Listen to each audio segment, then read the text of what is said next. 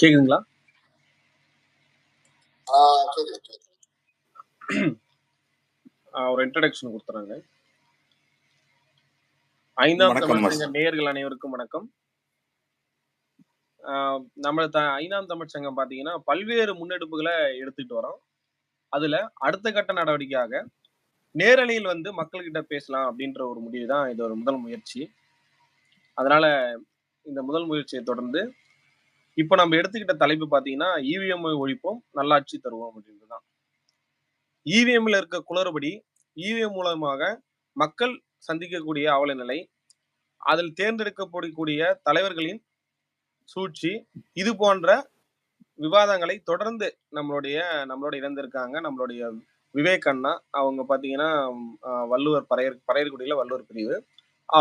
அது மட்டும் இல்லாம அவர் நம்ம பட்டய படிப்புல பயின்றுட்டு வருகிற ஒரு மாணவரும் ஆவாரு. நான் உங்கள் வசந்தகுமார், பறையர்குடி, கள்ளக்குறிச்சி மாவட்ட செயலாளர் மற்றும் 5ஆம் தமிழ்ச்சங்கத்தின் பொறுப்பாளர் பணியாளர். இப்ப நம்ப நேரலைக்கு செல்லலாம். தொடர்ந்து நம்ப அண்ணன் விவேக் அண்ணன் கூட உரையாடுவோம். அண்ணா வணக்கங்கண்ணே. வணக்கம் வசந்த். தாய் தமிழ் உறவுகள் அனைவருக்கும் எனது மாலை வணக்கம். வணக்கம்ங்க.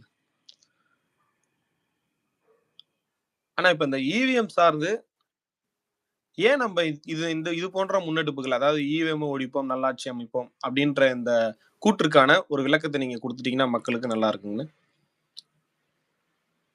சரி வசந்த். முதல்ல இந்த இவிஎம்னா என்னன்றத மக்களுக்கு புரிய வச்சிருக்கோம். இப்போ நம்ம எல்லாருக்கும் தெரியும், இது வந்து ஒரு எலக்ட்ரானிக் ஓட்டிங் மிஷின். அதாவது மென்பதிவு மென்பொருள் வாக்குப்பதிவு, அதாவது எலக்ட்ரானிக் மூலியமா பேலட் சிஸ்டம் மாற்றப்பட்டு இவிஎம்மா கொண்டு வந்திருக்காங்க. ஸோ இது எதுக்காகனா, இவங்க சொல்றபடி இவங்களுடைய கூற்று என்னன்னா, அதிக மக்கள் இருக்காங்க நம்ம தேசம் முழுவதும், மக்கள் தொகை அதிகமா இருக்கு, அதை வந்து சரியா கட்டுப்படுத்த முடியல, அதை வந்து ஒரு நேரோ டவுன் பண்ணணும், அதாவது சுலபமான வழி அப்படின்னு பார்த்தா இவிஎம் அப்படின்றதுல சொல்றாங்க. ஸோ இந்த இவிஎம் வந்து உண்மையிலேயே இந்த இவிஎம் எதுக்காக பயன்பட்டது அப்படின்னு பார்த்தோம்னா, இன்னைக்கு இருக்கக்கூடிய காலகட்டங்கள்ல அது சரியா இல்லைன்னு தான் நான் நினைக்கிறேன். கண்டிப்பா. ஏன்னா எதுக்கு எப்படி இது வந்ததுன்றத ஒரு சின்ன சம்மரைஸ் மட்டும் கொடுக்குறேன். எப்படின்னா தொடக்கம் அதோடைய உருவாக்கம், அது எங்க தோன்றுச்சு, இவிஎம் எங்க தோன்றுச்சுன்ற ஒரு மாதிரியான தொடக்கமாங்கண்ணே. ஆமா, இது வந்து இந்த எலக்ட்ரானிக் ஓட்டிங் மிஷினை வந்து 1989 முழுவதும் 90 அந்த வாக்குல அவங்க அந்த காலகட்டத்துல இவங்க என்ன பண்றாங்கன்னா, இதை வந்து ஒரு எக்ஸ்பெரிமெண்ட் அதாவது வந்து லேப்ல நம்ம டெஸ்ட் பண்ணுவோம்ல, அந்த மாதிரி இதை வந்து டெஸ்ட் பண்றாங்க. யார் இதை டெஸ்ட் பண்றா அப்படின்னா, பெல் நிறுவனம் ஆச்சுங்களா. இவங்க என்ன பண்றாங்கன்னா, இதை செயல்முறைப்படுத்தணும், இந்த மாதிரி ஒரு எலக்ட்ரானிக் சிஸ்டம் கொண்டு வரணும் அப்படின்றத முயற்சி செய்யறாங்க. அதுக்கப்புறமே என்ன பண்றாங்கன்னா, முதல் முறையா 1981 கேரளால வடக்கு பரவூர் அசம்பிளி கான்ஸ்டிடியூன்சி, சரிங்களா, அங்க வந்து ஒரு 50 போலிங் ஸ்டேஷன் இருக்கு. அதை வந்து முதல் முறையா 1981 பயன்படுத்துறாங்க. இதை கண்டுபிடிச்சவர் யாருன்னா, பிஎம் ஹனீஃபா அப்படின்றவர் தான். அவர் ஒரு இந்தியர். அவர் வந்து இதை வந்து 1980 கண்டுபிடிக்கிறாரு, இந்த மாதிரி ஒரு ஓட்டிங் மிஷினை. அதுக்கப்புறம் என்ன பண்றாங்கன்னா, இந்த இவிஎம் வந்து கேரளா பயன்படுத்துறது மட்டும் இல்லாம, அதுக்கு அடுத்த கட்டமா பல்வேறு இடங்கள்ல இதை எக்ஸ்பெரிமெண்டலா பயன்படுத்துறாங்க. அதாவது 16 அசம்பிளி கான்ஸ்டிடியூஷன், அதாவது தொகுதியில 16 தொகுதியில இது பண்றாங்க. மத்திய பிரதேஷ், ராஜஸ்தான், டெல்லி போன்ற இடங்கள்ல 1998 வாக்குல இவங்க வந்து இதை பயன்படுத்திருக்காங்க. ஸோ இந்த இவிஎம் பாத்தீங்கன்னா, இதுக்குன்னு தனியா ஒரு சட்டமே இருக்கு. லா அமெண்ட் பண்ணிருக்காங்க பார்லிமெண்ட்ல 1988 டிசம்பர் மாசம். ஸோ இதுல வந்து இது எதுல வருதுன்னா, செக்ஷன் 61A அதுலயே இன்சர்ட் பண்ணிருக்காங்க. அதாவது ரெப்ரசன்டேஷன் ஆஃப் பீப்புள் ஆக்ட், அதுல இந்த லா வருது. அதாவது மார்ச் 1989 15 மார்ச் இதுல இருந்து இந்த ஆக்ட் வந்து செயல்முறைக்கு வருது, இந்த சட்ட செயல்முறைக்கு வருது. இதன்படி என்ன பண்றாங்கன்னா, ஆமா, இந்தியா லெவல்ல அப்படி என்ன பண்றாங்க அப்படின்னு பார்த்தா, நாடு முழுவதும் எலக்ட்ரானிக் ஓட்டிங் மிஷினை பயன்படுத்தலாம் ஆ. அப்படின்ற ஒரு தீர்மானத்துக்கு வராங்க. இது எதன் அடிப்படையில சொல்லப்படுதுன்னா, நம்பிக்கையின் அடிப்படையில சொல்லப்படுது. இவிஎம்ஐ நம்புங்க அப்படின்ற ஒரு விஷயத்துல ஓகே. சொல்லப்படுது. இதற்கு பின்னாடி அதான் பேலட்டுக்கு மாற்றாக நாங்க இவிஎம் கொண்டு வரோம் அப்படின்றது தான் அதோட ஆமா இதை கொண்டு வரோம் தீர்மானம். அப்படின்றது. ம். ஆமா. இதுல முக்கியமான விஷயம் என்னன்னா, இந்த ம். பெல் நிறுவனத்துக்குள்ள முக்கிய பங்கு யாருன்னா, உங்களுக்கே தெரியும் பெல் நிறுவனம் வந்து ஒரு பிராமணர்கள் இன்ஸ்டிடியூஷன் தான். ஆமா. என்ன இருந்தாலும் நம்ம வந்து இந்தியா கீழே இருக்கு அப்படின்னு சொன்னா சென்ட்ரல் கவர்மெண்ட் கீழ இருந்தாலுமே அதுல முக்கிய பங்கா இருக்கிறது பிராமணர்கள். பிராமணர்கள் தான். ஆமா. அதுலயும் குறிப்பா யாரு இது பண்றாங்க அப்படின்னு பார்த்தா, இதை லீடு எடுத்துட்டு போறதுன்னு பாத்தீங்கன்னா பிராமணர் சுஜாதா எழுத்தாளர் இருக்காரு இல்லையா, ஆமா. அவர் வந்து பெல் நிறுவனத்துல பணிபுரிஞ்சுட்டு இருந்தாரு. அந்த காலகட்டங்கள்ல தான் வந்து இவங்க இந்த எலக்ட்ரானிக் ஓட்டிங் மிஷின்ஸ் வந்து டெஸ்ட் பண்றாங்க. கண்டிப்பா. பல்வேறு விதமான டெஸ்ட் எல்லாம் எடுக்கிறாங்க. அதுல வந்து இவர் வந்து முக்கிய பங்கு இவருக்கு உண்டு. அதாவது இவிஎம் வந்து கொண்டு வரணும் அப்படின்ற விஷயத்துல இவருக்கு மிக முக்கிய பங்கு உண்டு. இவர் ஒரு பிராமணர். கண்டிப்பா. இதன் மூலியமா நம்ம என்ன சொல்ல வரோம்னா, யாரு எங்க இதனால என்ன பண்றாங்கன்ற இருக்கிறாரு. ஆமா. அதுக்கப்புறம் இவங்க நம்புறாங்க. இந்த இவிஎம் நம்புறாங்க. அதனால பல மக்கள் வந்து அதை நம்பி வாக்கு செலுத்துறாங்க.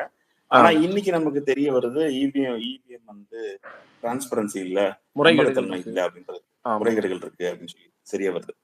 சோ மக்கள் வந்து இதை நம்பணுமா இல்லையான்றது, அதாவது மக்கள் கிட்ட நம்ம எந்த அளவுக்கு இதை பத்தின விழிப்புணர்வு கொடுக்குறோமோ அந்த அளவுக்கு இவிஎம் வந்து நமக்கு இப்ப தேவையா இல்லையான்றது தான் நம்ம இப்ப பேசணும். சோ இதுதான் ஓவராலா இவிஎம் பத்தின இந்தியால இவிஎம் பத்தி. ஆமாங்கண்ணா. இப்ப நமக்கு இவிஎம் மிஷின் வந்து கொடுக்கறது யாருங்கண்ணா? நமக்கு இந்தியாக்கே வந்து எல்லாருக்குமே என்னன்னா எலக்ட்ரானிக் கார்பரேஷன் ஆஃப் இந்தியா தான் கொடுக்குது. எலக்ட்ரானிக். ஆமா, இசிஐஎல் அவங்க வந்து ஒரு பப்ளிக் செக்டர் கம்பெனி. அவங்க தான் வந்து இதோட ஆக்கம் வந்து அதோட ஃபர்ஸ்ட் உருவாக்கம் வந்து ஜப்பான்ல தான் உருவாக்கப்பட்டது அப்படின்ற மாதிரியான தகவல் இருக்கு. ஆமா, இது இந்த எலக்ட்ரானிக் ஓட்டிங் மிஷினை வந்து முதல்ல ஜப்பான் தான் பயன்படுத்துறாங்க. அதாவது இந்த மாதிரி ஒரு கான்செப்ட் கொண்டு வராங்க அவங்க. ஆனா அதை யாரெல்லாம் பயன்படுத்துறாங்க அப்படின்னு பார்த்தோம்னா எல்லா நாடும் போகுது. அதாவது வந்து ஜெர்மனி பயன்படுத்துறாங்க, அயர்லாந்து பயன்படுத்துறாங்க, முன்னேறிய நாடுகள் நிறைய பேர் பயன்படுத்திட்டு இருந்தாங்க. அதுல என்ன ஆயிடுது பாத்தீங்கன்னா, ஜப்பான் என்ன பண்றான்னா 2018 வந்து அவன் மொத்தமா கைவிடுறான். ஏன்னா இது சரியில்லை, இதுல வந்து நம்பகத்தன்மை கிடையாது இல்ல அப்படின்றதுல அவன் டெஸ்ட் எல்லாம் பண்றான். ஆர்என்டி பண்றான். அது இல்லாம ஸ்க்ரூட்டினி டெஸ்ட்னு ஒண்ணு பண்றான். அதுல பல்வேறு தரப்பட்ட அழுத்தங்கள் கொடுக்கப்படுது அந்த டிவைஸ்க்கு. கொடுக்கப்பட்டு கடைசியில 2018 கைவிடப்படுது. ஏன்னா இது நம்பகத்தன்மை இல்லை அப்படின்றதுக்கு அவன் வந்துடுறான். அதனால கம்ப்ளீட்டா ஜப்பான் 2018 இவிஎம் முழுக்க பேன் பண்றான், தடை செய்யப்படுது. சரிங்களா? இது மட்டும் இல்ல, ஜெர்மனி பாத்தீங்கன்னா அவன் ஜெர்மன் கோர்ட் ரூல் 2009 இவிஎம் வந்து அன்கான்ஸ்டிடியூஷனல்னு அவன் கோர்ட்ல வந்து கோர்ட் கொடுக்குறான். அன்கான்ஸ்டிடியூஷனல்னா அதாவது இது நம்பகத்தன்மை கிடையாது, இது சட்டத்துக்கு புறம்பானது, இது நம்பவே முடியாதுன்னு 2009 கம்ப்ளீட் பேன் பண்றான் ஜெர்மனி. அது இல்லாம அயர்லாந்து வந்து 2006 பேன் பண்றான். இதெல்லாம் பாருங்க, நமக்கு இன்னி வரைக்கும் நம்ம வச்சுக்கிட்டு இருக்கோம். ஆனா நமக்கு முன்னாடி வளர்ந்த நாடுகள் எல்லாம் பேன் பண்ணிருக்கான். நெதர்லாந்து பாத்தீங்கன்னா 2007 கம்ப்ளீட்டா பேன் பண்ணிருக்கான். ஏன் நம்ம பக்கத்துல இருக்கிற பங்களாதேஷ் இருக்கு பாருங்க, அவன் 2018 அப்புறம் மொத்தமா பேன் பண்ணிட்டான் இவிஎம். இப்ப இந்த இவிஎம் பாத்தீங்கன்னா இந்தியாவை தாண்டி வேற எந்த நாடுகள்லாம் வந்து நடைமுறையில இருக்குங்க ஏதாவது இதுக்கான? நிறைய, கிட்டத்தட்ட 35 நாடுகள் வந்து சர்வதேச அளவில் வந்து இந்த இவிஎம் பயன்படுத்துறாங்க. இந்தியா மட்டும் இல்ல, ஆஸ்திரேலியா பயன்படுத்துது, யூஎஸ் பயன்படுத்துது, Canada, Mexico, Russia, south Korea, New Zealand, சரிங்களா, இன்னும் சுவிட்சர்லாந்து, ஈக்குவடார், பெரு, நிறைய நாடுகள் இருக்கு. இந்த நாடுகள்லாம் வந்து இவிஎம் பயன்படுத்துறாங்க. இவங்க எல்லாருமே என்ன சொல்ல வர்றாங்கன்னா, இவங்க எல்லாமே இதை ஸ்டடி பண்ணிட்டே பயன்படுத்துறாங்க. இதை ஸ்டடி பண்ணி இதன் மூலியமா வரக்கூடிய ஆபத்து என்னன்றதெல்லாம் நிறைய பேரு சொல்லியிருக்கிறாங்க. ஆனா அதையும் மீறி இந்த நாடுகள்லாம் வந்து பயன்படுத்துது. மக்களை வந்து மூல செலவை செய்து, அதாவது வந்து இவிஎம் வந்து இவிஎம் உடைய நம்பகத்தன்மை இருக்கு இல்லையா, ஆமா அதை ஆமா வந்து ஒரு சோசியல் இன்ஜினியரிங்கா கொண்டு வராங்க. கண்டிப்பா நம்புங்க, இதனால வந்து உங்களுக்கு எந்த ஒரு பாதிப்பும் பாதிப்பு இல்ல. இல்லை. ஆ. ஆமா, அதை கொண்டு வராங்க. ஆனா அது வந்து அதை வந்து அடிச்சு உடைச்சிட்டாங்கன்னு வைங்களேன். ம். 2000 எனக்கு தெரிஞ்சு இதை வந்து சயின்டிஸ்ட் ஒருத்தர் அமெரிக்கால வந்து அலெக்ஸ் ஹால்டர்மேன் சொல்லிட்டு ஒரு ரிசர்ச் டீம். ஓகே அவங்க ஓகே. என்ன பண்றாங்கன்னா, யூனிவர்சிட்டி ஆஃப் மிச்சிகன் அவங்க அவங்க எல்லாருமே இவிஎம் நம்மளுடைய இந்தியால செய்யப்பட்ட அந்த இவிஎம் கருவி இருக்கு இல்லையா, அதை செக் பண்றாங்க. அவங்க என்ன பண்றாங்க, அவங்க வீட்டிலேயே செஞ்சக்கூடிய சில ஹோம்மேட் டிவைஸ் அதை வச்சு என்ன பண்றாங்கன்னா, அந்த இவிஎம் அந்த கண்ட்ரோல் யூனிட்னு சொல்லுவோம்ல, ஆமா அதை ஹேக் பண்றாங்க. அந்த ஹேக் பண்ணதுல இவங்க சக்சஸ்ஃபுல்லா பண்றாங்க. கண்டிப்பா. சக்சஸ்ஃபுல்லா பண்ண போய் என்ன ஆயிடுதுன்னா, அதுக்கப்புறம் அது ஒரு பெரிய இஷ்யூ ஆயிடுது. இவங்க ம். உடனே இந்தியன் கவர்மெண்ட் என்ன பண்றாங்கன்னா, எல்லார் மேலயும் வந்து வழக்கு தொடுக்குது. ஏன் உங்களுக்கு தெரியும், இங்க 2010 ஹரிபிரசாத்னு ஒருத்தர் வந்து அவரும் வந்து அலெக்ஸ் ஹால்டர்மேனோட கொலாபரேட்ல தான் இருந்தார். அந்த டீம்ல தான் இருந்தார். ஆமா ஆமா ஹரிபிரசாத் அது அது அது மட்டும் இல்ல, இன்னொருத்தர் டச்சு ஹேக்கரே ஒருத்தர் இருக்கிறாரு, ராப் காங்கர்ஜிப்னு. அவரும் வந்து நிறைய மெத்தட் யூஸ் பண்ணி அந்த இவிஎம் ஹேக் பண்ண முடியும்னு எல்லாம் ப்ரூவே பண்ணிருக்காங்க. ஓகே இப்படி ஓகேங்க. இருக்கும் பொழுது இவங்க எல்லாம், அதாவது இந்த மாதிரி எலக்ட்ரானிக் டிவைஸ் எல்லாம் ஹேக் பண்ண முடியும் அப்படின்னு சொன்னதுக்கு அப்புறமும் கூட இந்திய அரசு என்ன பண்ணுதுன்னா, மக்கள் கிட்ட இல்ல இதை நம்புங்க அப்படின்ற ஒரு திணிப்பை திணிக்குது. இது ஒரு என்னை பொறுத்த வரைக்கும் இது ஒரு சோசியல் இன்ஜினியரிங் தான். ஆமா ஆமா. இது இப்போதைக்கு பாத்தீங்கன்னா பேலன்ஸ் சிஸ்டத்தை கடைபிடிக்கக்கூடிய பெரிய வல்லரசு நாடுகள்ல பட்டியல்கள் ஏதாவது சொல்ல முடியுமானா, இவங்கெல்லாம் ஏன் அதை பின்பற்றுறாங்க? ஆமா, வல்லரசு நாடுகள்னா, அதாவது முதல்ல வந்து இவங்க என்ன பண்றாங்கன்னா, இவிஎம்னா எலக்ட்ரானிக் ஓட்டிங் மிஷின்ல நிறைய இது இருக்கு. அதாவது வந்து ஒரு நம்ம இப்போ போடுறோம் இல்லையா, அது ஆமா மட்டும் கிடையாது. நம்ம போடுறது பாத்தீங்கன்னா டிஆர்இன்னு சொல்லுவாங்க. அதாவது direct recording electronic voting machine அப்படின்னு ஆமா சொல்லுவாங்க. ஆமா. இது இல்லாம என்னென்ன இருக்குன்னா பாத்தீங்கன்னா, இபிபி அதாவது electronic ballot printer, internet voting system ஐவிஎஸ்ன்னு சொல்லுவாங்க. அப்புறம் ஓகே வந்து ஆப்டிக்கல் கேரக்டர் ரெகக்னிஷன் ஓசிஆர்னு சொல்லுவாங்க. ஓகே இது ஓகே. இல்லாம வந்து ஓட் பை எஸ்எம்எஸ், நம்ம மொபைல் மூலியமாவும் ஓட்டு போடலாம். இந்த ம் மாதிரி ம். வந்து எலக்ட்ரானிக் ஓட்டிங்கை வந்து பல நாடுகள் வந்து பயன்படுத்துது. நான் இப்ப சொன்னேன் இல்லையா, ஆமா இந்தியா ஆமா. இல்லாம நிறைய நாடுகள் யூஸ் பண்ணுது. ஒன்னும் இப்ப பாத்தீங்கன்னா உதாரணத்துக்கு வந்து பாகிஸ்தான் பாருங்க, அவன் வந்து அவனுடைய தேசிய நேஷனல் லெவல் எலெக்ஷன், தேசத்துடைய மொத்த எலெக்ஷனுக்கும் ஐவிஎஸ் யூஸ் பண்றான். ஓ. Internet voice IVS okay use okay. பண்றான். Okay okay. அதே மாதிரி இந்தியா வந்து டிஆர்இ, அதாவது அதுலயும் வந்து அதாவது டிஆர்இ யூஸ் பண்றது இல்லாம விவிபி பேட், அந்த விவி பேட் இருக்கு பாத்தீங்களா, ஆமாங்க. உங்களுக்கு தெரியும் விவி பேட்னா அந்த ஓட்டிங் மிஷின் வந்து ஒரு பேப்பர் சிஸ்டம் வரும். ஆமா ஆமாங்க. அந்த ஓட்டர் நம்ம ஓட்டு வெரிஃபைடு போட்டோனே பேப்பர் ஆடிட். டக்குன்னு அந்த இதுல வந்து பாக்ஸ்ல வந்து நம்ம என்ன ஓட்டு போட்டோன்றது அந்த இது விடும். அதானங்க? ஆமா ஆமா, ஓட்டர் வெரிஃபைடு பேப்பர் ஆடிட் ட்ரைல்னு சொல்லுவாங்க. ஆடிட்டர். இப்ப ஓகே. மக்களுக்கு வந்து அது மேல நம்பிக்கை தரணும். இதை பாரு, நீ இதுக்குதான் ஓட்டு போட்ட, நான் வந்து இங்க பாரு உனக்கு ஒரு பேப்பர் காமிக்கிறேன் அப்படின்னு சொல்லி அதை காட்டுவாங்க. ஸோ அந்த பேப்பர் மூலியமா என்னன்னா ஒரு அக்னாலஜ்மெண்ட், நீங்க இந்த சின்னத்துக்கு தான் வாக்கு போட்டீங்க, பாருங்க இது கரெக்டா இருக்கு அப்படின்னு சொல்லி ஒரு டிரான்ஸ்பரன்சி காமிக்கிறதுக்கு தான் அவன் சொல்றான். ஆனா ம். வாக்கு போட்டு சரி எல்லாமே சரி, ஆனா நம்ம என்ன கேள்விப்படுறோம்னா, வாக்கு அதாவது ஓட்டு நடந்த நாளுக்கும் வாக்கு எண்ணிக்கைக்கும் ஏன் இவ்வளவு பெரிய கேப், ஏன் இவ்வளவு பெரிய ஒரு மாசம், கிட்டத்தட்ட ஒரு மாசம் அந்த பாக்ஸ் ஒரு இடத்துல இருக்கு.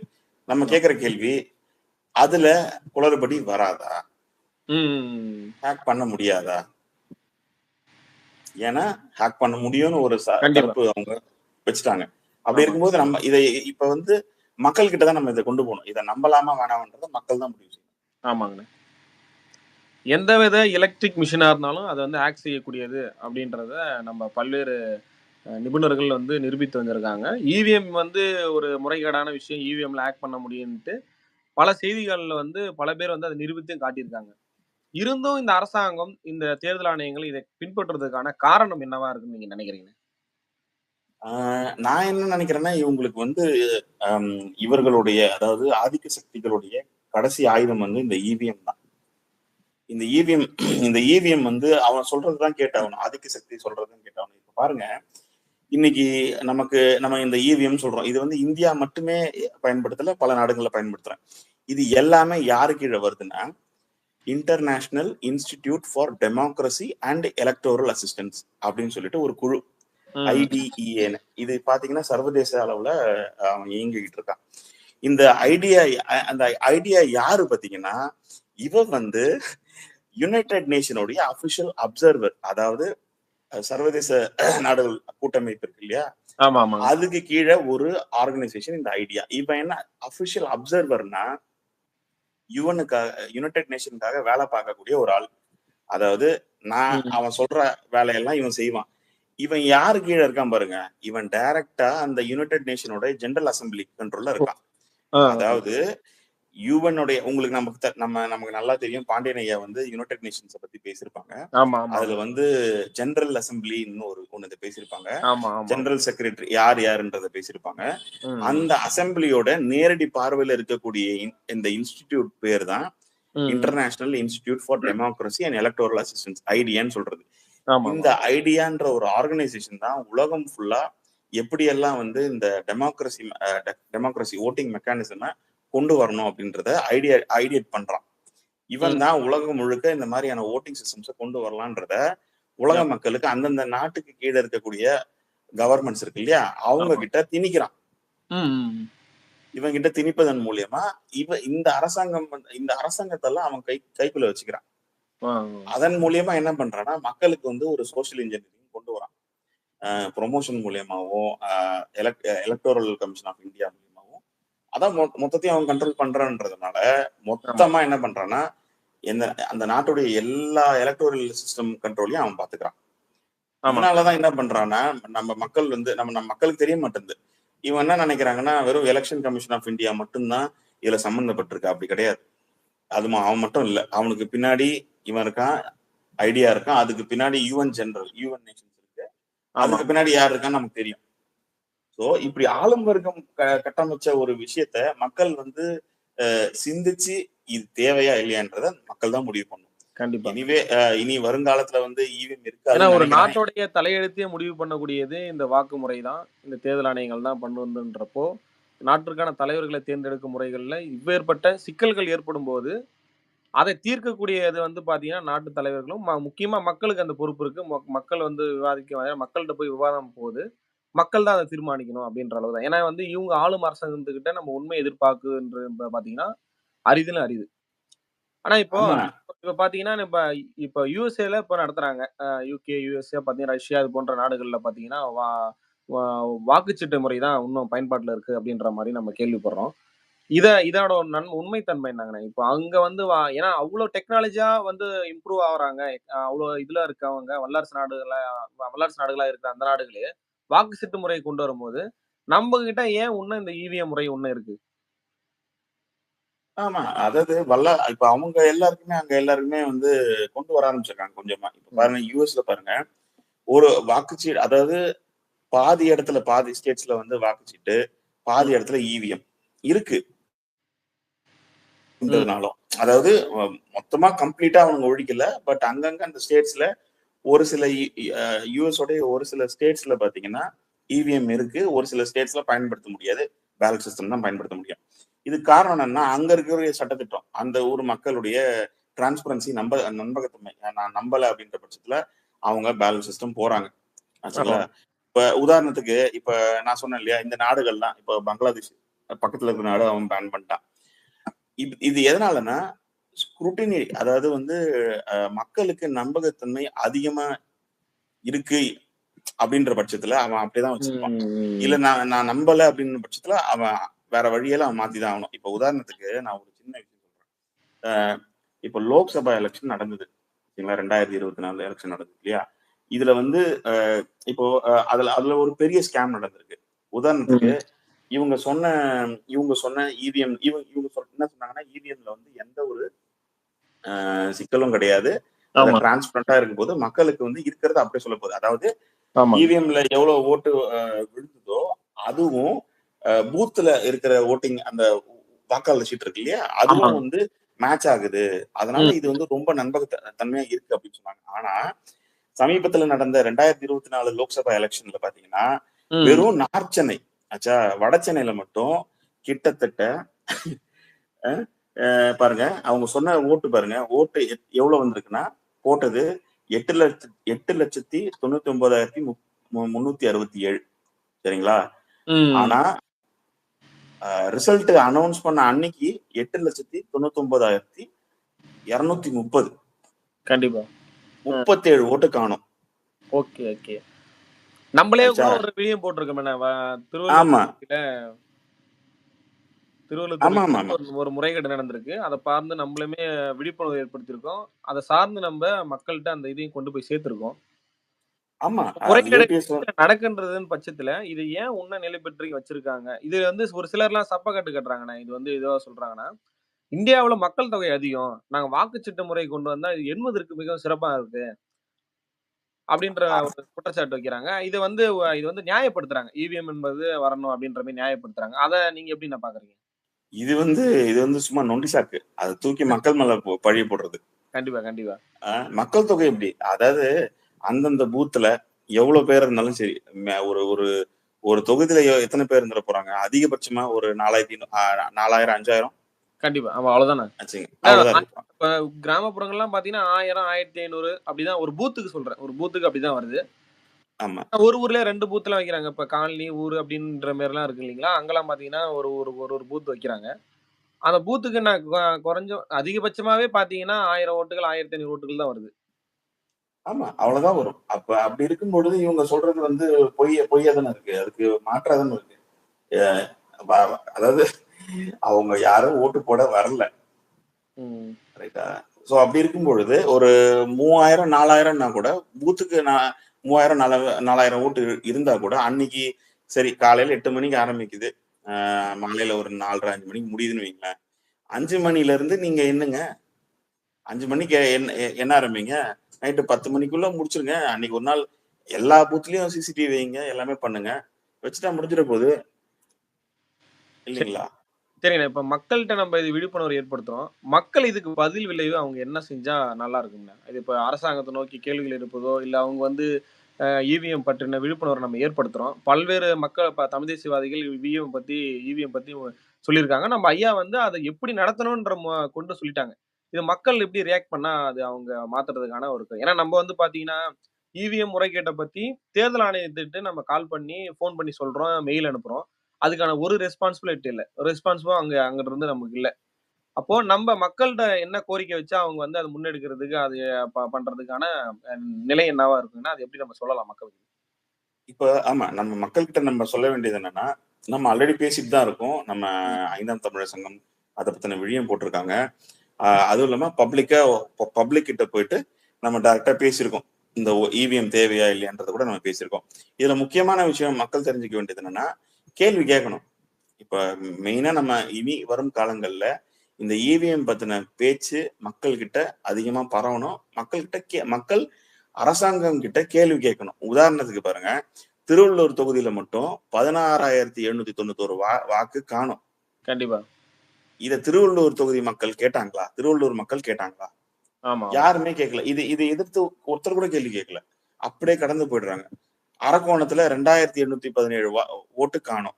இந்த மாரி கன்னியாகுமரி, பொள்ளாச்சி காணாம போன ஓட்டு அவ்வளோ இருக்கு.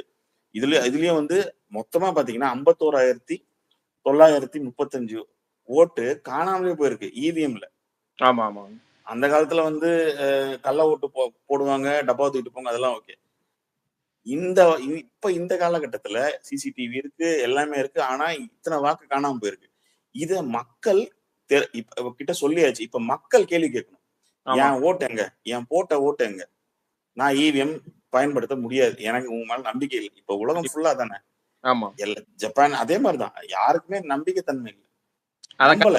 கைவிட்டுட்டான். அப்படின்றப்போ நீங்க ஏன் ஆமா. இருக்கும்போது நான் ஏன் இருக்கணும்? நீ சொல்ற இப்ப இவ்வளவு ஓட்டு காணாம போயிருக்கு. அவன் ஓட்டு போட்டவங்க எவ்வளவு பாவம். வெயில்ல அத்தன பேர் 16,000 பேர் பாவம் ஓட்டு போட்டு வெயில்ல வருங்காலத்த எண்ணி நெனச்சு நமக்கு நல்ல தலைவன் வரமாட்டானா அப்படின்னு சொல்லி ஓட்டு போட்டு ஆமாங்கண்ணே. ஆனா இப்ப அது எல்லாம் இந்தியா போச்சுல்ல. பார்த்தீங்கன்னா, காங்கிரஸும், பிஜேபியும் மத்தியில பார்த்தீங்கன்னா, மாறி மாறி ஆண்டுட்டு வராங்க. இப்ப பார்த்தீங்கன்னா, சமீபத்தில ராகுல் காந்தி பார்த்தீங்கன்னா, இவிஎம் தேர்தல் ஆணையத்த குறித்து கேள்வி எழுப்பியிருக்காரு.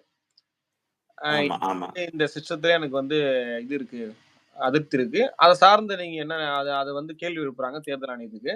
அதுக்கு பாத்தீங்கன்னா நம்ம டிஎம்கே சார்ந்த நம்மளது முதல்வர் ஸ்டாலின், மு.க.ஸ்டாலின் பாத்தீங்கன்னா அதை ரீட்வீட் பண்ணி அதை போடுறாங்க. ம், ம், ம். இப்ப பாத்தீங்கன்னா இப்போ மெஜாரிட்டியா பாத்தீங்கன்னா எதிர்க்கட்சியா மத்தியில காங்கிரஸ் இருக்கு. தமிழகத்துல ஆளும் கட்சியாக திமுக இருக்கு. ஆமா, ஆமா, இவங்க அதை எதிர்க்கிறது எப்படின்னு நீங்க பாக்குறீங்க? ஏன்னா 40 எம்பிஸ் தொகுதியிலுமே ஜெயிச்சிருக்காங்க டிஎம்கே. ஆமா. ம். இது வந்து பொலிட்டிக்கல் ஸ்டண்ட் தான். ஆமா, ஆமா. ஆமா. இது பொலிட்டிக்கல் ஸ்டண்ட் தான். ஏன்னா வந்து வேற வழி இல்ல. இப்போ இப்போ இவரு ராஜீவ் காந்தி இவரு ராகுல். யாரு? ராகுல் காந்தி வந்து இவருக்கு எதிர்த்து பேசுறாரு அப்படின்னு அதெல்லாம் ஒரு பொலிட்டிக்கல் ஸ்டண்ட் தான். வேற ம். வழி இல்ல. மக்கள் எல்லாரும் கேள்வி கேட்பாங்க. ஆனா மக்கள் ரைட்டுங்களா? முன்னாடியே நம்ம கேட்டுறணும் அப்படின்ற ஒரு எண்ணம். கேட்டுறணும். அப்ப என்ன ஆகும்னா பாக்குறவங்களுக்கு பாருங்க ராகுல் காந்தி எதிர்த்து கேட்டாருன்னு. ஏன்னா ராகுல் காந்தி குறிப்பா வந்துங்கண்ணே. காங்கிரஸ் பீரியட்ல தான் இன்னும் அதிகமா இத கொண்டு வந்தானுங்க. ஆமா, ஆமா, ஆமா, ஆமா. ரைட்டா? சோ அப்படி இருக்கும் பொழுது ம். இதெல்லாம் ஒரு பொலிட்டிக்கல் ஸ்டண்ட். அதெல்லாம் நம்ம நகைச்சுவையா தான் ஏன்னா எடுத்துட்டு போகணும். நம்ம எப்படி இது எடுத்துக்கலாம்னா, நீட்ட அவங்க கொண்டு வருவாங்க. அதாவது நீட்ட வந்து அவங்க முன்மொழிவாங்க, இவங்க கொண்டு வருவாங்க. அந்த மாரி இவிஎம் இவங்க கொண்டு வருவாங்க, இவங்க எதிர்ப்பாங்க. அந்த மாரி இது ஒரு இந்த மாரி தான் போயிட்டு இருக்கு. ஆமா. இப்போ கப்ப நிறுத்துறதா இருந்தா இப்ப மக்கள் எல்லாருமே கேக்குறாங்கன்னு வைங்களேன். இப்ப நாடு முழுக்க இவிஎம்க்கு எதிரா போராட்டம் நடக்கும் அப்படின்றது தெரிஞ்சு இவங்களே முன்னே நின்னு பேசிக்கிறது. இப்ப பாருங்க இந்த மாதிரி ஒரு விஷயத்த நாங்க முன்னெடுத்திருக்கோம். வேற வழி இல்லல்ல அவங்களுக்கு. ஆனா இப்போ இவிஎம் மொழி குறிப்பா இதுவரைக்கும் பிஜேபி வந்து 3 முறை வந்து ஆட்சியை பிடிச்சு வந்துட்டு இருக்காங்க. இதுவரைக்கும் இல்லாம குறிப்பா 2026ல இந்த முன்னெடுப்பு எடுக்கிறதுக்கான காரணம் என்ன? இப்போ காங்கிரஸா இருக்கட்டும், திமுகவா இருக்கட்டும், இது முன்னெடுக்கிறதுக்கான காரணம் என்ன? ஏன்னா நம்ம 5ஆம் தமிழ் சங்கம் பார்த்தீங்கன்னா, இத வந்து இவிஎம்ம இன்னும் கள நிலவரப்படி மக்கள்ட்ட கொண்டு போய் சேர்க்கணும். அதோட இத வந்து நம்ம வீரியமா கொண்டு போணும். அது இவிஎம்ம ஒழிக்கணும் அப்படின்ற ஒரு முடிவில் தான் நம்ம இறங்க போறோம். இந்த 2026 சட்டமன்ற தேர்தல்ல. இந்த டைம்ல இவங்க பேசுறதுக்கான காரணம் என்னவாண்ணா இருக்கும்? இல்ல இதுக்கு நான் என்ன சொல்றேன்னா, இதுக்கு முழுக்க முழுக்க காரணம் வந்து நம்ம 5ஆம் தமிழர் சங்கம் தான். ஏன்னா, இதுவரைக்கும் யாருமே வந்து இவிஎம்ம வந்து இவ்ளோ டீப்பா எக்ஸ்போஸ் பண்ணதில்ல. அதுவும் இல்லாம மக்களுக்கு வந்து இந்த விழிப்புணர்வு அவேர்னஸ் வந்துருச்சு. இவன் நம்மள அந்த இவிஎம் தான் கடைசி ஆயுதம்ன்றது மக்களுக்கு கொஞ்சம் கொஞ்சமா விழிப்புணர்வு வந்துட்டு இருக்கு. இவங்க என்ன பண்றாங்கன்னா, அதுக்கு முன்னாடியே தங்கள காப்பாத்திக்கிறதுக்காக ஒரு ஒரு நாடகம் தான் இது. ஏன்னா காலகட்டத்துல இப்ப இன்னும் கொஞ்ச காலத்துல இவிஎம்மே இருக்காது அப்படின்ற பட்சத்துல வேற வழியே இல்ல. நம்ம மக்களோட அந்த இது அப்படியே சேர்ந்து மக்களோட சேர்ந்து நம்ம கத்திடணும். ஒரு ஒரு ஆக்டிங் பண்ணிக்கணும். ஒரு நாடகம் நடிச்சு ஒரு நல்ல பேரு அப்படின்ற ஒரு ஒரு குறுகிய ஒரு பொலிட்டிக்கல் டிராமால தான் இவங்க 2 பேருமே போறாங்க. பிஜேபியா இருக்கட்டும், காங்கிரஸா இருக்கட்டும், திமுகவா இருக்கட்டும். இவங்க நினைச்சிருந்தா எப்பவோ ஒழிச்சிருக்கலாம். கண்டிப்பா. இவங்க அதாவது இவர்கள் வந்து ஒண்ணும் இல்ல. அஹ் அதாவது வந்து இவிஎம் பிரச்சனையில ஒவ்வொரு வாட்டியும் ஓட்டு போடுறோம். ஓட்டு போடுறத பொறுத்தவரை திமுக இவங்க எல்லாம் என்ன பண்ணுவாங்கன்னா, பாருங்க இவிஎம் சரியில்லை, எங்களுடைய தொகுதியில கள்ள ஓட்டு விழுது அப்படின்னு சொல்லிட்டு போய் முறைகேடு செய்வாங்க. சரி இது மாதிரி நடந்திருக்குன்னு சொல்லி போய் கம்ப்ளைண்ட் கொடுப்பாங்க. நீ உங்களுக்கு தான் தெரியுது இல்ல, அப்பவே தெரியுதுருக்குல்ல, ஏன் எல்லாருமே சேர்ந்து நாடு முழுவதும் போய் போராட வேண்டியதுதானே? ஆமா, ஆமா. போட மாட்டாங்க. அந்த மாதிரி பண்ண மாட்டாங்க. ஆமாங்க. ஆனா இப்ப நம்ம 5ஆம் தமிழ் சங்கம் பார்த்தீங்கன்னா, இவிஎம்ம வந்து ஒழிக்கணும். அதுக்கு வந்து நம்ம முன்னெடுக்க போறோம் இந்த இது. மக்கள் ரீதியா மற்ற பிற பார்வையாளர்கள் பொதுப்படையா பார்க்கிறவங்க, அவங்க வந்து என்னன்னா, இவிஎம்க்கு மாற்றா நீங்க என்ன வச்சிருக்கீங்க அப்படின்னு கேட்டா நமக்கோட பதில் என்னங்கண்ணா? இவிஎம்க்கு மாற்றா ஒரே ஒரு இதுதான், பேலட் சிஸ்டம் தான். ம். வாக்குச்சீட்டு ஆனா முறை ஆனா தான். பேலட் சிஸ்டத்திலயும் அவங்க கேட்கிற கேள்வி என்ன? பேலட் சிஸ்டத்திலயுமே இப்போ அந்த பார்த்தீங்கன்னா, போலி ஓட்டுகள் இதெல்லாம் போடுறாங்க இல்லைங்களா? ஆமா. அந்த மாரியான முறைகேடுகள் நடக்குது. இல்ல நான் இத நம்ம தவிர்க்கிறதுக்கு நம்ம கிட்ட என்ன முறை இருக்கு? இது ஐயாவும் கூட பேசியிருக்காங்க. அத சார்ந்த உங்களுடைய அ ஆமா. இது இது இது அதாவது வந்து அந்த காலத்து மாதிரி இப்போ இப்போ கிடையாது. இப்போ உங்களுக்கு சிசிடிவி வந்துருச்சு. ஃபுல்லா சிசிடிவி வந்துருச்சு. 24/7 கண்காணிக்கலாம். ஆச்சுங்களா? நான் என்ன சொல்றேன்னா, பேலன்ஸ் சி நீங்க அந்த இடத்துலயே மொத்தமா போய் இன்னைக்கு நீங்க அந்த பெட்டிக்கு சுத்தி சுத்தி செக்யூரிட்டி போட்டிருக்கீங்க. ம். அதே மாதிரி மொத்த செக்யூரிட்டியும் வந்து நீங்க வந்து அதுல வைங்க. கவுண்டிங் டைம்ல வைங்க. ஆமா. சிசிடிவி எல்லாருக்கும் ஒவ்வொரு தொகுதியில இருக்கிறவங்களுக்கும் எல்லாருக்குமே எல்லாமே தெரியும். ஆமாங்கண்ணா, ஆமாங்கண்ணா. சிசிடிவி பயன்படுத்துங்க. எண்ணி முடிக்கிற வரைக்கும் யாரும் உள்ள விடாதீங்க. அதாங்கண்ணா. இப்ப இவங்க தானே சொல்றாங்க, இப்போ வாக்குச்சீட்டு முறை இருந்தா எண்ணுவதற்கு நேரம் ஆகுதுன்றாங்க.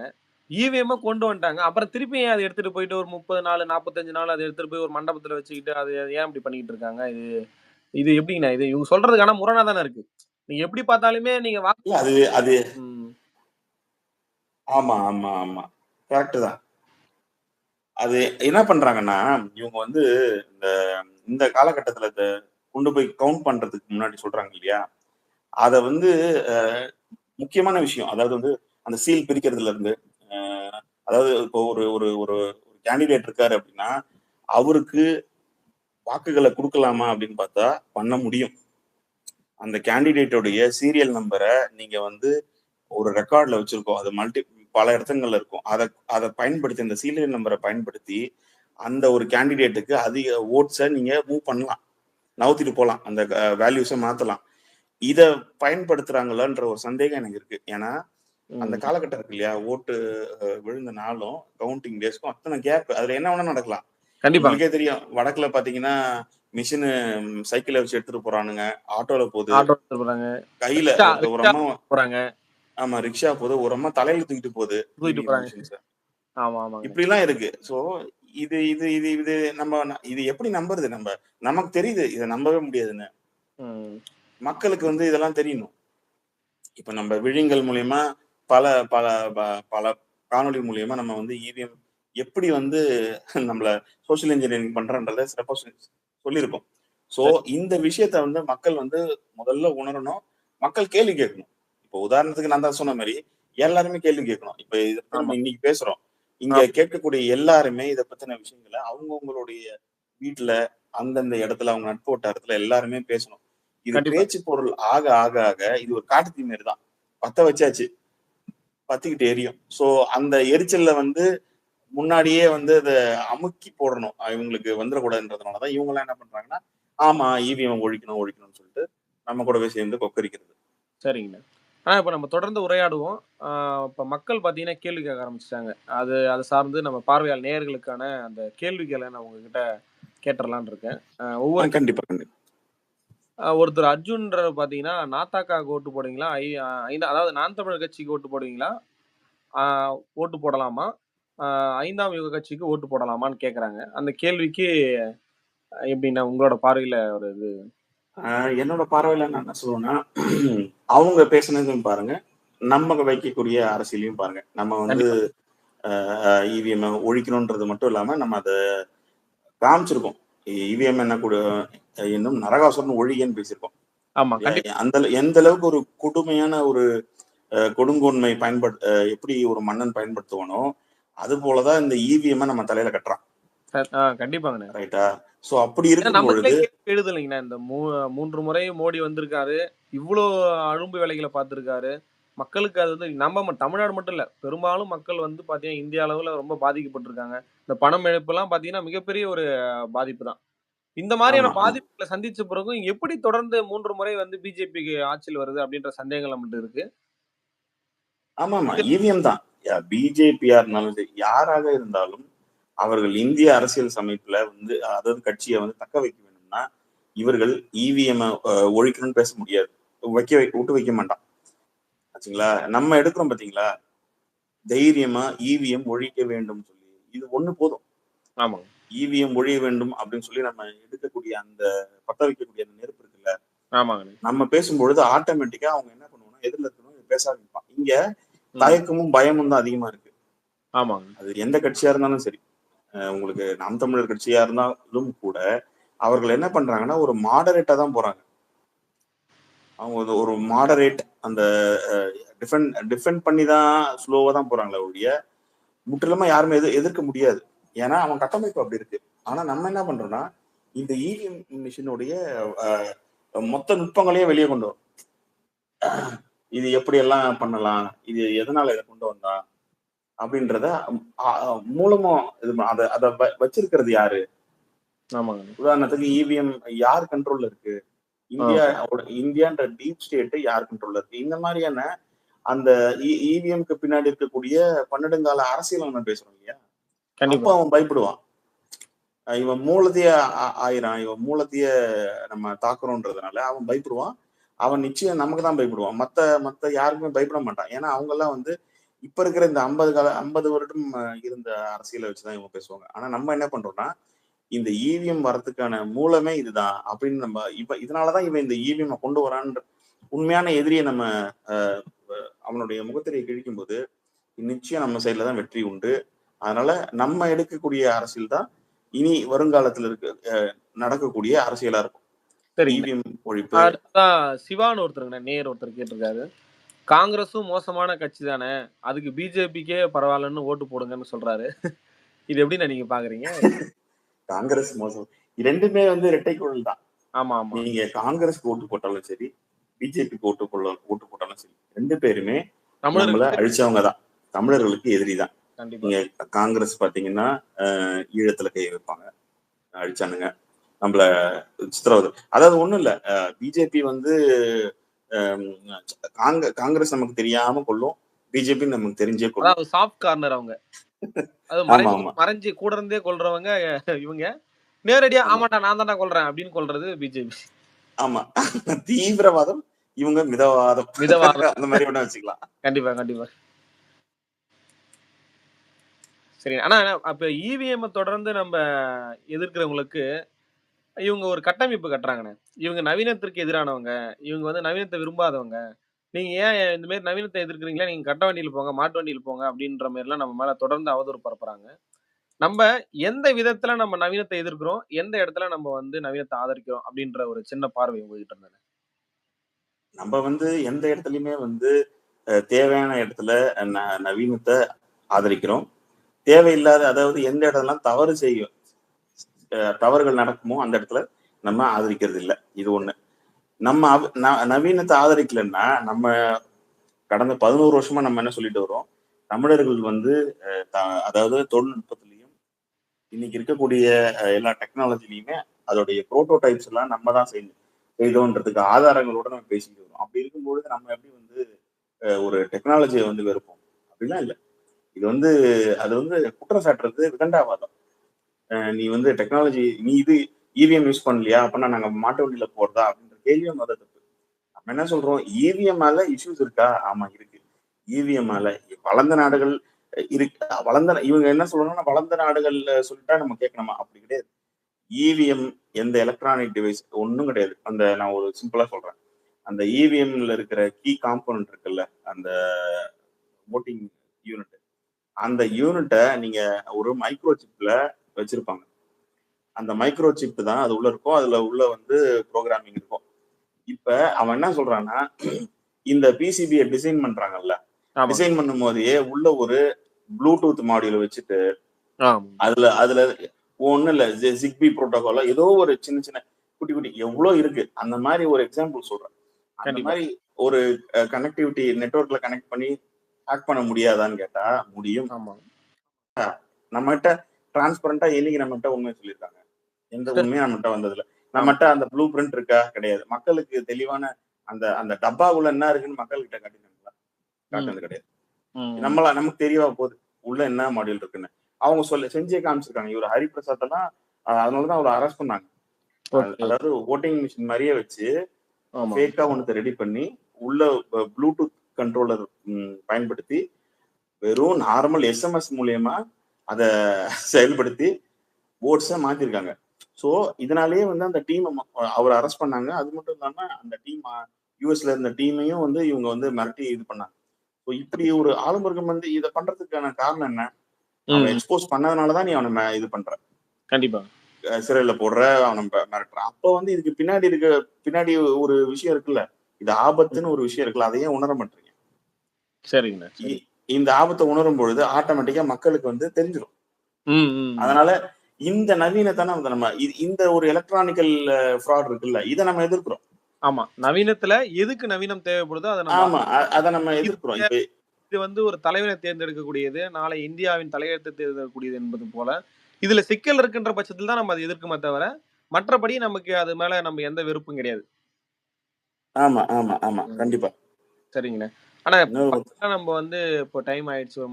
ஒருத்தர் என்ன கேட்டிருக்காரு, ஜஸ்டிஸ் ஃபார் ஸ்ரீமதி தமிழர் சங்கம் சீமான் சம்பந்தம் இல்லாத ஒரு கேள்வி கேட்டிருக்காங்கண்ணே. சாதியை ஏதோ ஒரு வகையில் நீங்கள் அனைவரும் சாதியை வளர்த்து கொண்டு வருகிறீர்கள். சாதியை வளர்க்கவும் வேண்டாம், அதை அழிக்கவும் வேண்டாம். அதை நீங்க ஒண்ணும் பண்ண முடியாது. அது அப்படியே தான் இருக்கும். ஆமா.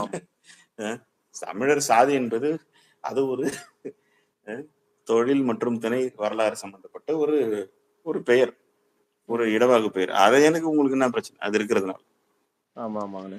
இல்ல இது வந்து சாதின்றது மத்தவங்களோட நம்மள ஒப்பிட்டு பார்க்குறாங்கண்ணே. நம்ம சாதியில நம்ம வேற்றுமை பார்க்கக்கூடாது. சாதி இருக்கணும். அது வரலாற்ற குறிச்சுடுது. மற்ற இவங்களுக்கு சாதிகளுக்கு அதான் மற்ற சாதி, மற்ற குடிகளுக்குள்ளே வேற்றுமை பார்க்கிறோமா? அப்படின்றத தான் நீங்க பார்க்கணும். அந்த வேற்றுமையை விலக்கி நம்ம நம்ம 5ஆம் தமிழ்ச் சங்கத்த பின்பற்றுறவங்க எல்லாருமே நம்மளுக்கு தெரியும். குடி ஒற்றுமையை சார்ந்து நம்ம எவ்வளோ விளக்கம் நடத்திட்டு இருக்கோம். எவ்வளோ வந்து விழிப்புணர்வு வந்து மக்கள்ட்ட கொண்டு போய் சேர்த்துட்டு இருக்கோம்னு 5ஆம் தமிழ்ச் சங்கத்த பின்பற்றவர்களுக்கும், அத வந்து நம்பி பின்தொடர்றவங்களுக்கும் அது தெரியும். மற்றவங்களுக்கு அது புரிதல் இல்லன்னா, தயவு செய்து நம்ம விடயங்கள பாருங்க. அத சார்ந்த புரிதல் வந்து உங்களுக்கு கிடைக்கும். கண்டிப்பா ஆ ஆமா. சரிங்கண்ணா. நம்ம தொடர்ந்து இப்ப நம்ம உரையாடலாம்ண்ணா. என்னன்னா, அம் கடைசியா இதுக்கான கன்க்ளூஷன் எப்படி மக்கள்ட்ட நம்ம விழிப்புணர்வு ஏற்படுத்த போறோம் 5ஆம் தமிழ்ச் சங்கம். இது ஐயா நம்மகிட்ட சொன்னது தான். இது எப்படி நம்ம விழிப்புணர்வு ஏற்படுத்த போறோம். கடைசியா இந்த பேலட் சிஸ்டம் இந்த வகையில இருந்தா பார்த்தீங்கன்னா, நம்மளால நமக்கான இது நமக்கு தேர்தல் முறை வந்து நமக்கானதா, மக்களுக்கானதா இருக்கும். அப்படின்ற முறைய பத்தி நீங்க அ கடைசியா விளக்கிட்டு, இந்த நேர்காணலை இத்தோட முடிச்சுக்கிட்டு, மேலும் மேலும் அடுத்த விவாதங்கள்ல வந்து நம்ம தொடர்ந்து நம்ம பயணிப்போம். அ ஆனா நீங்க அத சார்ந்து நீங்க கடைசியா இறுதியா நீங்க சொல்லிருங்க. இப்ப நான் அதை சொல்றேன். என்னன்னா பேலட் சிஸ்டம் இருக்க போகுது. நம்ம பழைய முறை வாக்குச்சீட்டு முறைக்கு தான் போக போறோம். இதுல வாக்குச்சீட்டு அஹ், பயன்படுத்தும் பொழுது முழுக்க முழுக்க என்னன்னா இப்போ அஹ், இப்ப வந்து எடுக்கிற கவரேஜ் ஒன்றும் நமக்கு சரியில்லை. இவங்க கொடுக்குற சிசிடிவி ஃபுட்டேஜ்லாம் ஒன்றும் நமக்கு வந்து திருப்திகரமா இல்லை. நம்ம என்ன சொல்றோம்னா வாக்குச்சீட்டு முறையில பயன்படுத்தும் பொழுது 100% டிரான்ஸ்பரன்சியான வேணும். இப்போ வாக்குச்சீட்டு பயன்படுத்தி அவங்க ஓட்டு போடுறதுல இருந்து அதை யாரு எடுக்கிறா, என்ன எப்படி எடுக்கிறாங்கன்றத மொத்தமும் சர்வைலன்ஸ்ல கொண்டு வரணும். ஏன்னா இங்க சர்வைலன்ஸ்க்கு மட்டும்தான் நமக்கு ஆதாரமே, வேற வழியே இல்லை. கண்டிப்பாங்க. சிசிடிவி ஆதார காட்சி இது உங்களுக்கு நமக்கு தெரியும். தமிழ்நாட்டுல வந்து சிசிடிவி பெரிய பிரச்சனையா இருக்குது. ஆமாங்கண்ணே. இதுல ஒரு ரைட்டா? சிலர் கேட்பாங்கண்ணே, சிசிடிவி ஹேக் பண்ண முடியாதா? அப்படி இப்படின்லான்னு. நம்ம பூத்துக்கான நமக்கான ஒவ்வொரு கட்சிக்கான பூத்துல உள்ள ஆமா. ஒவ்வொரு ஒவ்வொரு பூத்துக்கும் ஏஜென்ட் நம்ம வந்து ம். ஆமா.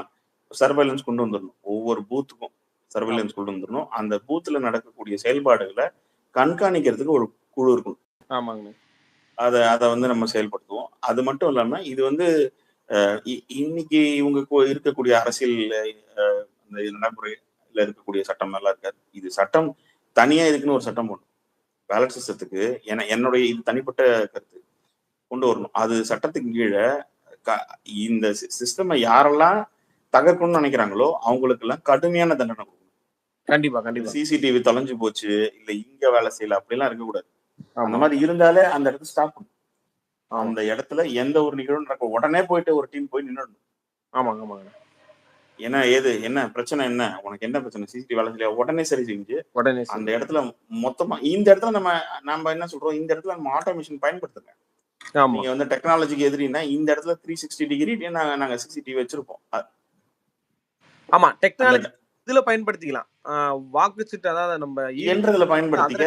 பயன்படுத்துறதுக்கு. ஒரு இந்த டெக்னாலஜி வாக்குச்சீட்டுல ஆமா, ஆமா. இதுல வாக்குச்சீட்டு எண்படத்துல பயன்படுத்திக்க. நீ ஸ்கேன் யூஸ் பண்ணு. என்ன டெக்னாலஜி வேணா யூஸ் பண்ணு. உனக்கு கவுண்ட் பண்றது தானே பிரச்சனை. கையில ஆமா, நீ கவுண்ட் பண்றது இதுவா இருக்கா? மொத்தமா பேப்பர் இப்போ அதாவது எப்படி காசு எண்றோம்ல ஆமாங்கண்ணே. பணத்துல மிஷின்ல. அந்த மாரி கூட யூஸ் பண்ணிக்க. ஒரு இதுக்கும் ஒரு இது யூஸ் பண்ணிக்க. டெக்னாலஜி கொண்டு வா. புதுசா ஒரு டெக்னாலஜி கொண்டு வா. பேப்பர் உனக்கு அவ்வளோலாம் கஷ்டம்லாம் எந்த இருக்காது. விஷயத்தையும் சிசிடிவி மூலியமா நம்ப ஒளிப்பதிவு ஆமா. ஒண்ணு அந்த த லோக்கல் சேனலோ, இல்ல வந்து அங்க இருக்கிற வெளிய வந்து பார்த்தீங்கன்னா, ஒரு பந்தல் போட்டு, அங்க ஒரு தொலைக்காட்சி வச்சுட்டோம்னா, அதுல லைவா பார்த்துக்க போறாங்க. இப்ப இந்த அந்த ஆமா. தொகுதியில நீங்க இன்டர்நெட்ல இப்ப இன்னைக்கு நடக்கக்கூடிய இந்த யூடியூப் லைவ் மாதிரி மொத்தமா காமிடுன்றேன். ஒரு தொகுதி இப்ப திருவள்ளூர் தொகுதியா இந்த லைவ் போயிட்டு இருக்கும். வேற மற்ற தொகுதியா அதுக்கான லைவ் போயிட்டு இருக்கும். ஒண்ணும் லைவ் போயிட்டு இருக்கும். மக்கள் வந்து கூர்ந்து கவனிப்பாங்க. ஏதாவது ஒரு அசம்பாவிதம்னா அவனை தான் பிடிப்பாங்க. பாருங்க அவன் பண்ண மாட்டான் முதல்ல. சிசிடிவி ஆன்ல இருக்குன்னு தெரிஞ்சாலே போயிருவான் அவன். ஆமா, ஆமா. இங்க பிரச்சனை என்னன்னா நம்ம ஊர்ல ஒரு சோசியல் இன்ஜினியரிங் பண்ணிருக்காங்க. சிசிடிவினா வேலை செய்யாது அப்படின்ற ஒரு பெரிய விஷயம் இவங்க எல்லா மனதிலயும் இருக்கு. சிசிடிவியா வேலை செய்யாது. ஏதாவது ஒரு அசம்பாவிதமா சிசிடிவி இருக்காதே அப்படின்னு தானே நமக்கு தோணுது. அதை கட்டமைக்கிறான் பாத்தீங்களா? அது இருக்கக்கூடாது. எல்லாமே மானிட்டர் பண்ணும், சிசிடிவில இருக்கணும். சிசிடிவி இல்லாம ஒண்ணுமே பண்ண முடியாது. கண்டிப்பாங்கண்ணே, கண்டிப்பாங்கண்ணே. தொடர்ந்து நம்ம இத சார்ந்து நம்ம பேசுவோண்ணே. இப்ப நேரம் கருதி நம்ம அடுத்த நேர்காணல்ல கூட நம்ம சந்திக்கலாம். தொடர்ந்து உங்களோட நேரம் ஒதுக்கி பேசியதற்கு மிக்க மகிழ்ச்சி. நன்றிங்கண்ணே.